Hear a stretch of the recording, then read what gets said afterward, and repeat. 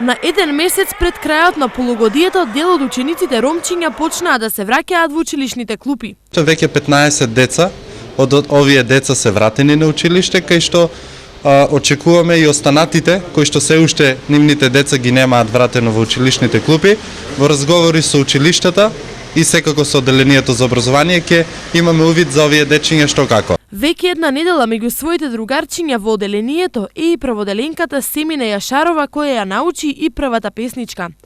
Гозба, лисицата и штрко, пријателство си воде, често еден кај друг на гости си оде.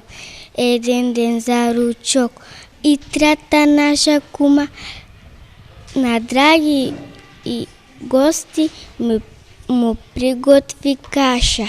Но за да се надополни испуштеното на Семине и на останатите дечиња ќе треба многу повеќе труд и помош. И за сите ученици, не само за тие што биле отсутни, туку и општо за учениците кои не постигнуваат доволно добри резултати, се организира дополнителна настава по сите предмети според планираните активности на наставниците. Сепак, ова не го решава трајно проблемот со отсуството на децата роми од училиштата.